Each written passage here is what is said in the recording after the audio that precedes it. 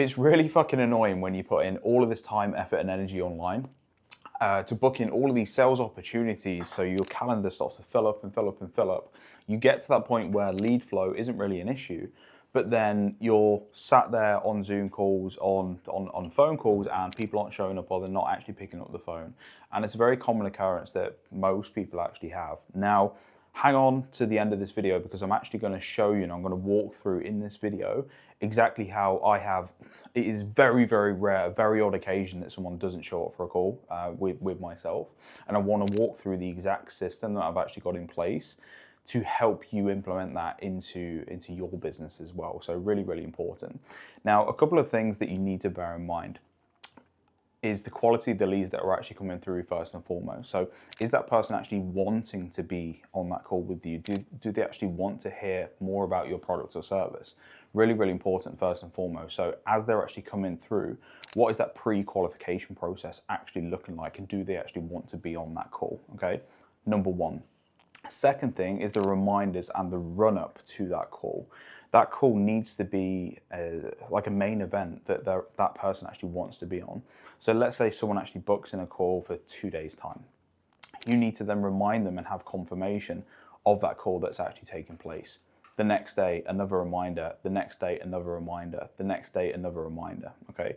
Most people hold back from reminders of a sales call because they think that they're being annoying, or they think that they're reminding that person too much, or maybe being too pushy or having too many touch points. There's no such thing. If someone is booked in a call with you, it needs to be like a main event. They need to have those regular reminders actually coming through. And one secret thing that I've always done that works incredibly well is a reminder when you actually enter the call.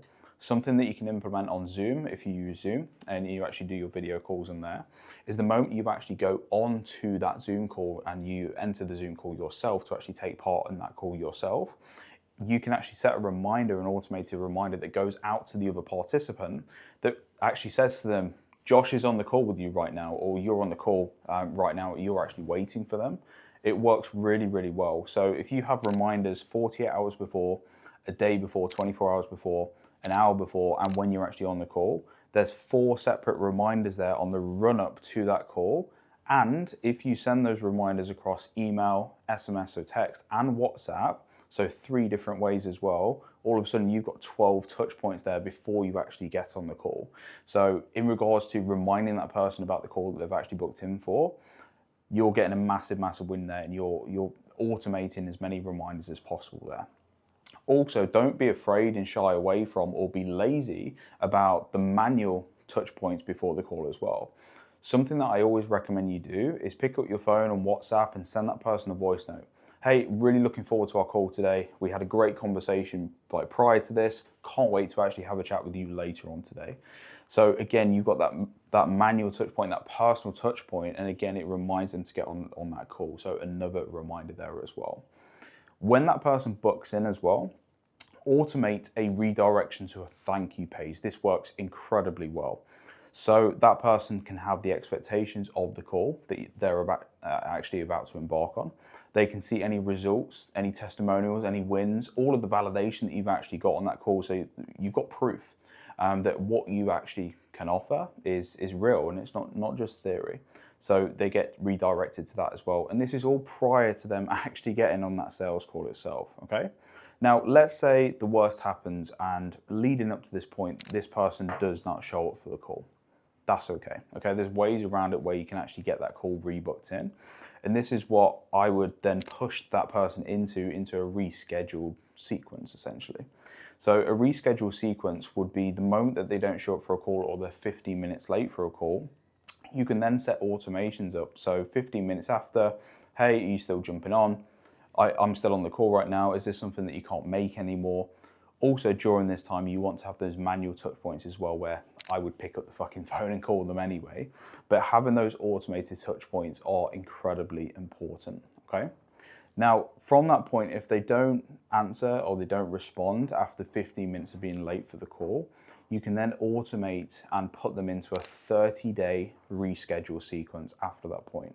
So every single day, you can then provide value and push them to actually rebook that call in. Because one of the biggest issues that most people have when it comes to sales calls actually not showing up, most service providing business owners, they have a little bit of an ego. They have a bit of a fuck you attitude when it comes to it. So that person wasted my time, that person didn't come onto the call, fuck you, essentially.